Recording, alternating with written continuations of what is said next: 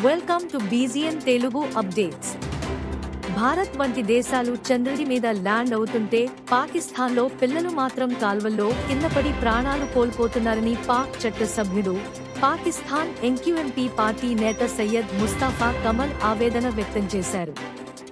బుధవారం ఆయన జాతీయ అసెంబ్లీలో మాట్లాడుతూ ప్రపంచం చంద్రుడి మీదకు వెళ్తోంది, కానీ కరాచీ పరిస్థితి ఏంటంటే చాలా మంది పిల్లలు తెరిచి ఉన్న మురికి కాల్వల్లో పడి ప్రాణాలు కోల్పోతున్నారని అన్నారు. ఇండియా చంద్రుడిపై ల్యాండ్ అయిందన్న వార్తలు వస్తున్నాయని, ఆ వెంటనే కరాచీలో ఓ పిల్లాడు నాలాలో పడి మరణించినట్టు వార్తలు వస్తున్నాయని, ప్రతి మూడో రోజు ఇలాంటి వార్తలు సర్వసాధారణంగా మారాయని ఆవేదన వ్యక్తం చేశారు.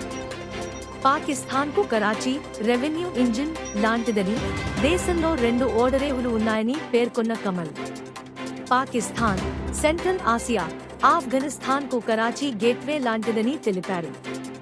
ఇక్కడి నుంచి దాదాపు 68% ఆదాయాన్ని దేశం మొత్తానికి ఇస్తున్నట్టు వివరించారు.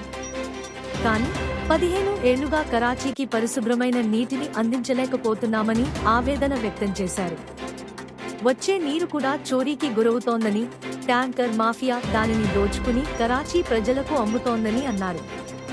పాకిస్తాన్లో 26.6 మిలియన్ల మంది పిల్లలు స్కూలుకు వెళ్లడం లేదని ఆవేదన వ్యక్తం చేశారు.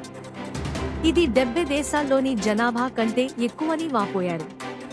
చదువుకోని పిల్లలు దేశ ఆర్థికాభివృద్ధి మొత్తాన్ని నాశనం చేస్తున్నారని కమల్ తెలిపారు. Thanks for watching బీజీఎన్ Telugu.